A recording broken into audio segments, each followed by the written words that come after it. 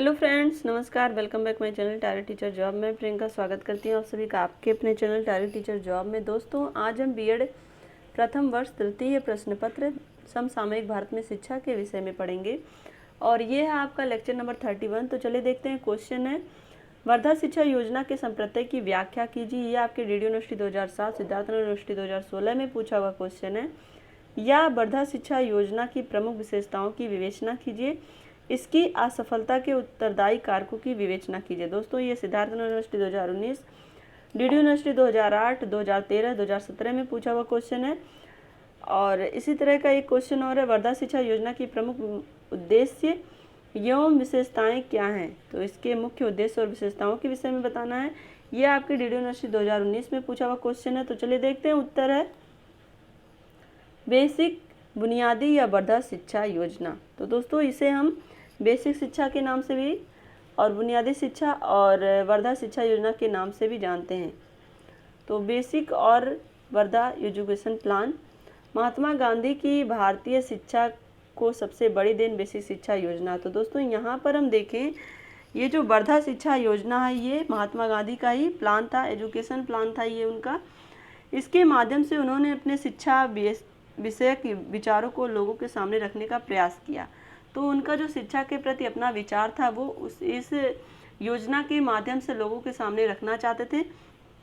गांधी जी ने अपने जीवन दर्शन के क्षेत्र में शिक्षा प्रणाली के रूप में लगभग 40 वर्षों के अनुभव, प्रयोग और परीक्षण के बाद लोगों के सामने रखा। तो दोस्तों, यहाँ पर हम देखें, गांधी जी ने अपने जीवन दर्शन के आधार पर ही, उनके जो अनुभव थे उसी के आधार पर उन्होंने प्रयोग और परीक्षण के बाद ही इस जो भी ये शिक्षा प्लान उन्होंने लाया था इसको रखा।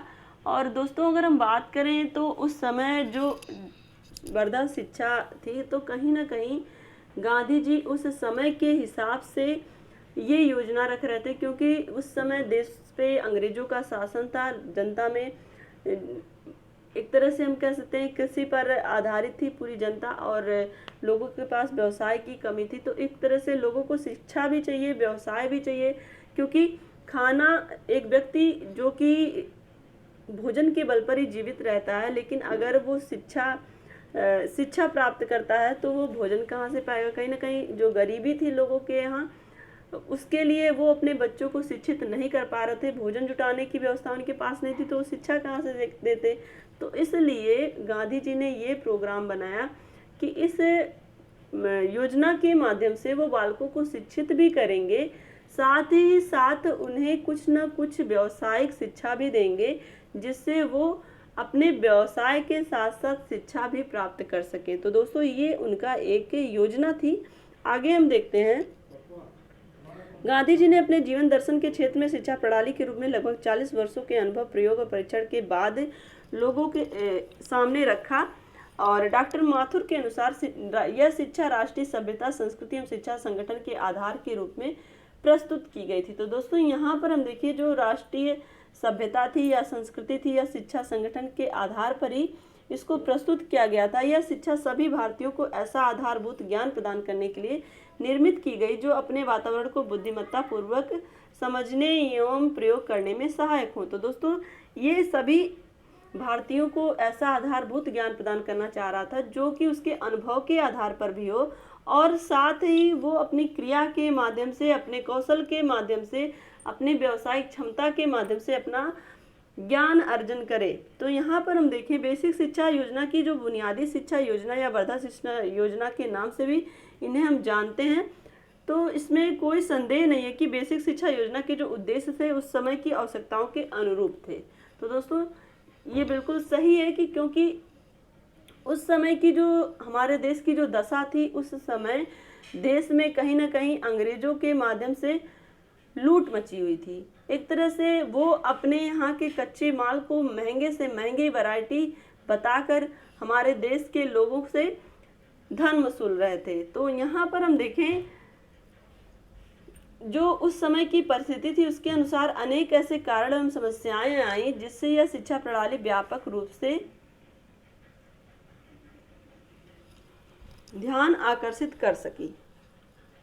तो यहाँ आगे हम देखें, महात्मा गांधी जी ने बेसिक शिक्षा का आशय स्पष्ट करते हुए कहा कि बेसिक शिक्षा से तात्पर्य ऐसी शिक्षा से जो बालक को विभिन्न प्रकार के हस्तकलाओं का प्रशिक्षण देते हुए उनका शारीरिक, मानसिक, सामाजिक, नैतिक तथा आध्यात्मिक विकास करने में समर्थ हो।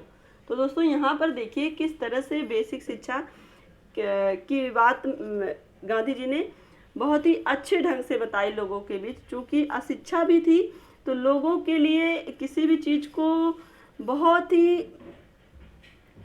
बिल्कुल लो लेवल तक जाके बताना बहुत ही बड़ी बात थी उस समय के लिए, क्योंकि लोग चीज़ों को जल्दी समझ नहीं पाते थे। लोग एक तरह से लोगों में अशिक्षा और अज्ञानता थी कह सकते हैं। तो इन अज्ञानताओं को दूर करते हुए लोगों के मन तक पहुंचना बहुत बड़ी बात थी।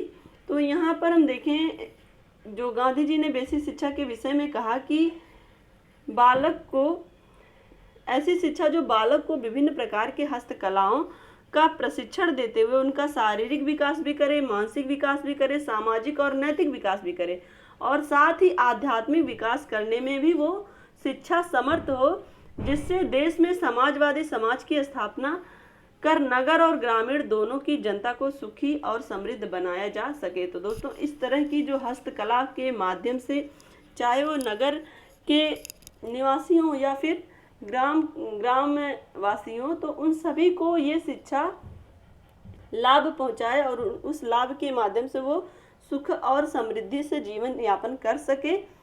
अब हम देखते हैं बेसिक शिक्षा के उद्देश्य क्या थे। वर्धा या बेसिक शिक्षा के निम्नलिखित उद्देश्य निर्धारित किए गए। नंबर 1 था बालकों का समुचित एवं सर्वांगीण विकास। इसमें क्या था कि बालकों का इस शिक्षा के माध्यम से समुचित और सर्वांगीण विकास हो। चूँकि यहाँ पर हस्तकला के माध्यम से बालक को स्किल डेवलपमेंट जिसे हम कहेंगे, उनको एक तरह से निपुण बनाया जा रहा था, उनको किसी एक कौशल में कह सकते हैं। तो उस कौशल के माध्यम से वो अपना सामाजिक स्तर भी ऊंचा कर पाएंगे, आर्थिक स्तर भी ऊंचा कर पाएंगे।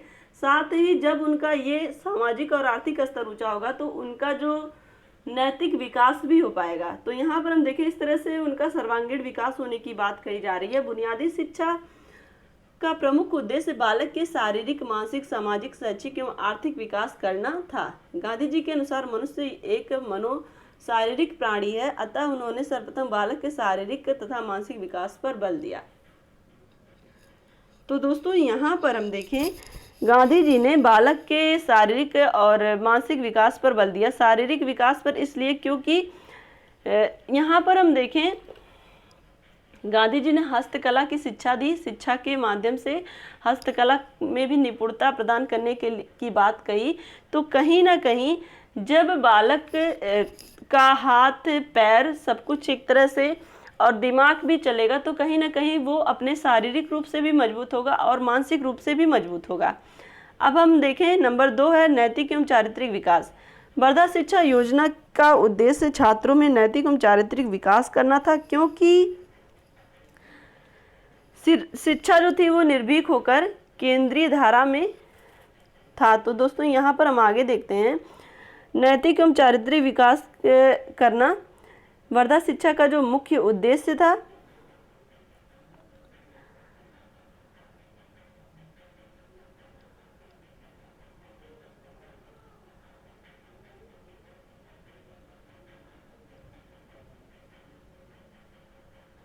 यहाँ पर हम देखें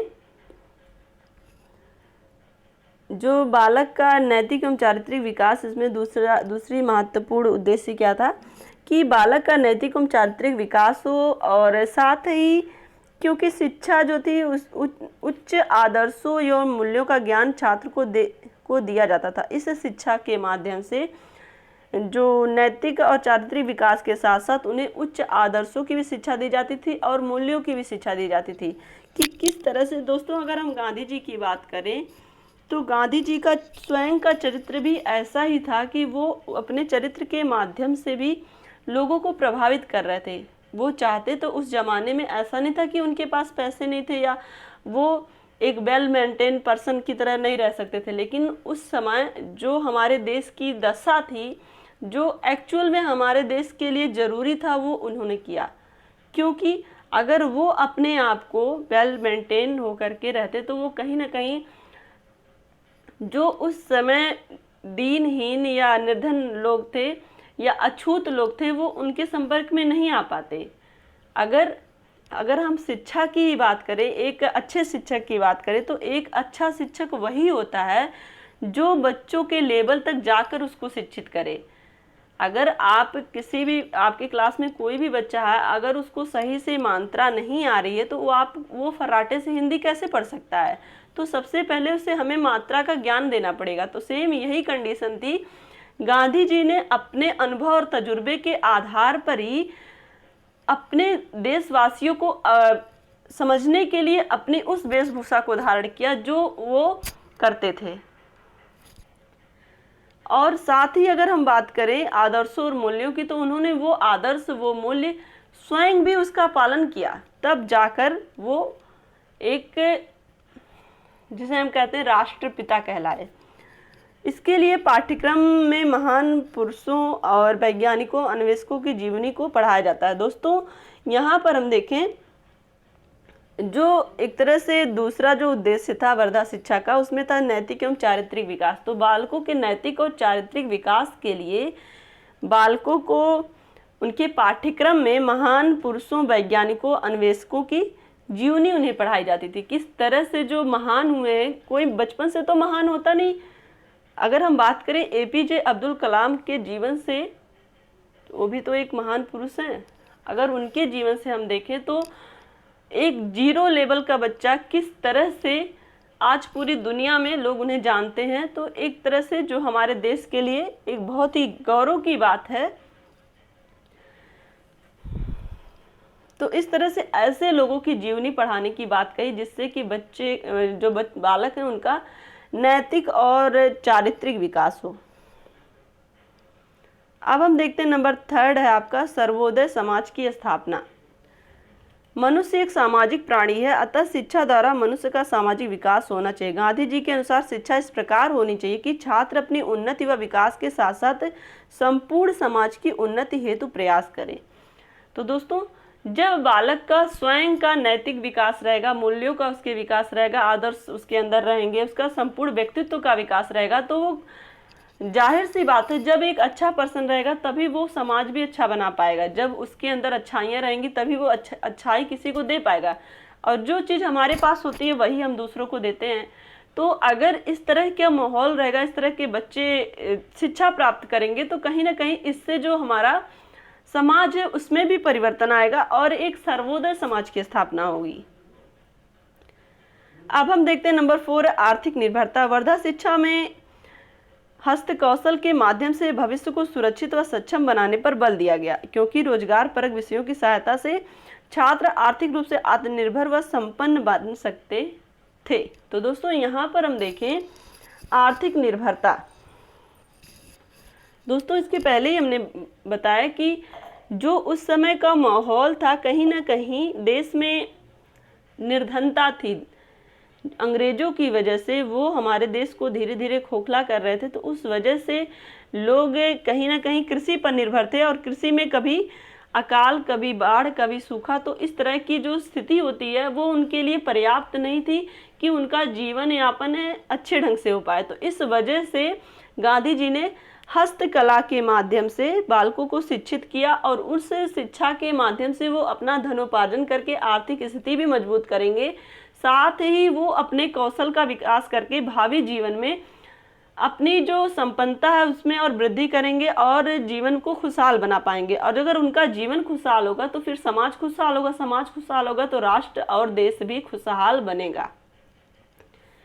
अब हम देखते हैं नंबर 5 है सांस्कृतिक विकास। तत्कालीन परिस्थितियां अधिकांशतः पाश्चात्य संस्कृति व ज्ञान समर्थित थी, इसलिए गांधी जी ने भारतीय सभ्यता और संस्कृति पर बल देते हुए छात्रों में भारतीयता की भावना के विकास को प्रोत्साहित किया था। पाठ्यक्रम में भारतीयता की भावना के विकास को प्रोत्साहित किया था। पाठ्यक्रम में भारतीय ज्ञान विज्ञान को सम्मिलित किया। तो दोस्तों यहाँ पर हम देखें अंग्रेजों के आ जाने से कहीं ना कहीं पाश्चात्य संस्कृति और पाश्चात्य सभ्यता, पाश्चात्य ज्ञान विज्ञान का विकास हो रहा था। तो इन सब चीज़ों से कहीं ना कहीं हमारी जो अपनी संस्कृति थी, हमारी जो अपनी धरोहर थी, हमारी जो अपनी परंपराएं थी, वो कहीं विलुप्त हो रही थी। तो इन सब चीज़ों को बचाने के लिए भी गांधी जी ने अपनी वर्धा शिक्षा योजना के माध्यम से उसका उद्देश्य जो था सांस्कृतिक विकास था उसको बचाया। अब हम देखते हैं नंबर 6 है उच्च नागरिकता का विकास। गांधी जी की शिक्षा राष्ट्रीय शिक्षा योजना पर आधारित थी, अतः उन्होंने शिक्षा द्वारा छात्रों में उच्च आदर्शों को जन्म दिया और कर्तव्यों के पालन, अधिकारों की रक्षा व राष्ट्र के प्रति वफादारी की भावना के जन्म तथा विकास पर बल दिया तथा छात्रों में उच्च नागरिक गुणों के जन्म पर विशेष बल दिया। तो दोस्तों यहाँ पर हम बात करें